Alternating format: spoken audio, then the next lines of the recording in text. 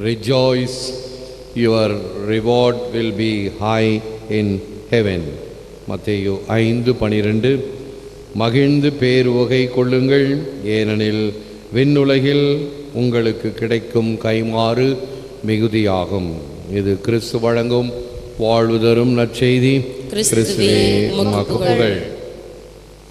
இயேசுவில் அன்பார்ந்த சகோதர சகோதரிகள், வாழ்ந்த பிள்ளைகள், அன்பார்ந்த தொலைக்காட்சி நேய விசுவாசிகளே, சென்ட் தெரேசா ஆஃப் அவிலா தெரேசாவுடைய வார்த்தைகள்: Let nothing disturb you, let nothing frighten you, all things pass, God never changes, patience achieves all it strives for, whoever has God lacks nothing, God alone suffices.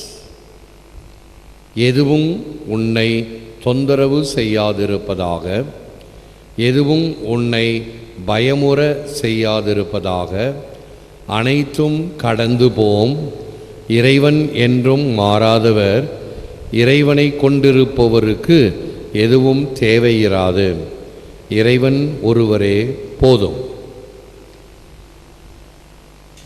நம் ஆண்டவர் இயேசு கிறிஸ்துவினுடைய மலை பொழிவை இன்று நற்செய்தியாக நாம் பெறுகின்றோம். ஆண்டின் பொது காலத்தை தொடங்கியிருக்கிறோம்.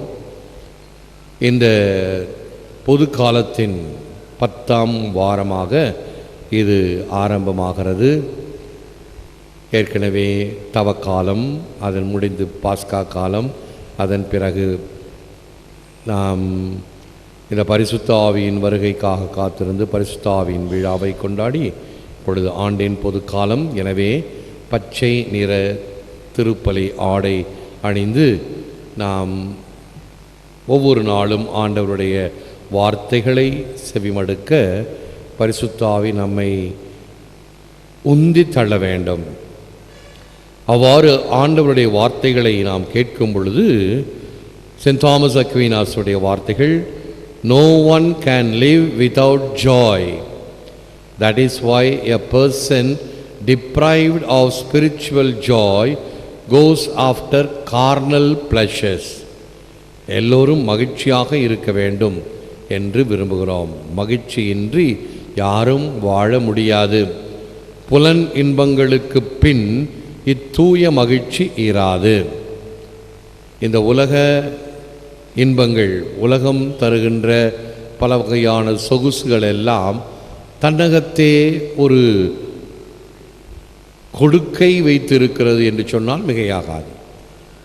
பாம்பு பார்க்கறதுக்கு பளபளன்னு இருக்கும், ஆனால் அதனுள் இருக்கின்ற விஷம். அதற்காகத்தான் பாம்பை கண்டால் படையே நடுங்கும் என்று சொல்லுகின்றோம். ஆக இப்படி உலகத்தில் இருக்கக்கூடிய அனைத்து இன்பங்களும் அனைத்து சுகங்களும் மனிதனுக்கு ஏதாவது ஒரு வகையில் இறுதியில் துன்பத்தை தரும். இந்த துன்பத்தை தராத நிறை மகிழ்ச்சியை தரக்கூடியது இறைவன் மட்டும்தான் என்பதை நாம் உணர வேண்டும். John F. Kennedy says, Cloud earthly piloted the bomb aircraft to Hiroshima. Sorry for that, he wanted to commit suicide, sent his pension to Hiroshima. Mankind must put an end to war, or war will put an end to mankind. மனிதன் யுத்தத்திற்கு முடிவு கட்ட வேண்டும். இன்றேல் யுத்தம் மனிதனுக்கு முடிவு கட்டும். நாம் ஆண்டவர் இயேசு கிறிஸ்துவினுடைய இந்த மலை பொழிவை திருவி கல்யாண சுந்தரனார், சுருக்கமாக TVK என்று அழைக்கின்றோம். அவர் இந்த மலைக்கு ஒரு பெயரை கொடுத்திருக்கிறார். பைபிளே இந்த மலைக்கு பெயர் கொடுக்கவில்லை. ஆனால் இந்த தமிழ் மகனார் அந்த மலைக்கு அமைதி மலை என்று பெயரிட்டு, அமைதி மலை மீதிருந்து நீ அறமழை பொழியலானாய், அது அன்பாராய் அருட்கடலாய் பெருகலாச்சே என்று கூறுவார். அமைதி மலை மீதிருந்து நீர் கொடுத்த இந்த எண்வகை பேறுகள் மனிதனுக்கு நிரந்தர மகிழ்ச்சியை, நிரந்தர வாழ்வை தருவது. அது மிக சிறியதாக இருந்தாலும், எவ்வாறு காவிரி ஆறு மைசூரிலே கொடகுமலையில் மிகச்சிறிய ஒரு ஊற்றாக துவங்கி ஆடு தாண்டி செல்லக்கூடிய ஒரு சிறிய ஊற்று, ஆனால் வர வர அதனுடைய ஆழமும் அகலமும் பெரிதாக இருப்பதை காண்கிறோம். அதே போன்று ஆண்டவர் இயேசுவினுடைய இந்த மலை பொழிவு எண்வகை பேறுகள் ஒரு சிறிய மறையுறையாக மனித குலத்திற்கு கொடுத்தது ஒரு மாபெரும் கொடை. ஆகவேதான் அதை எண்வகை பேறுகள், 8 பாக்கியங்கள், the 8 beatitudes, be attitudes எப்படி இருக்க வேண்டும் என்பதை இறைமகன் இயேசு நமக்கு கொடுத்தது. The beatitudes are the heart of the sermon on the mount, the heart of the whole gospel.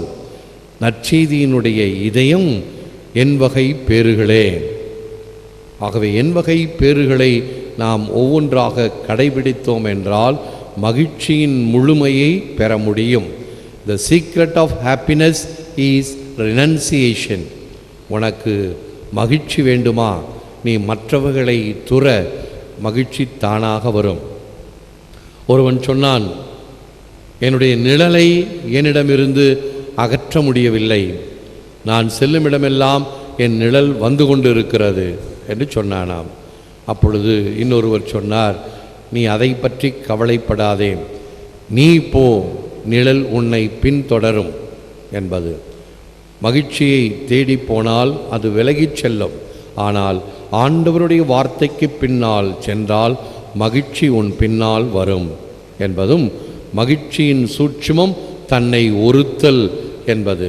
எவன் ஒருவன் தன்னையே அடக்கி ஆளுகின்றானோ அவனே மாவீரன். புலன்களை கட்டுப்படுத்தி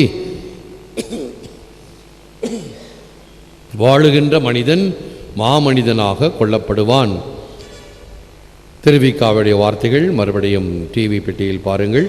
அமைதி மலை மீதிருந்து அறமழை பொழிந்தாய், அது அன்பாராய் அருட்கடலாய் பெருகலாச்சே என்பது நம் உள்ளத்தில் கொள்ள வேண்டிய ஒரு வார்த்தையாக அமையட்டும்.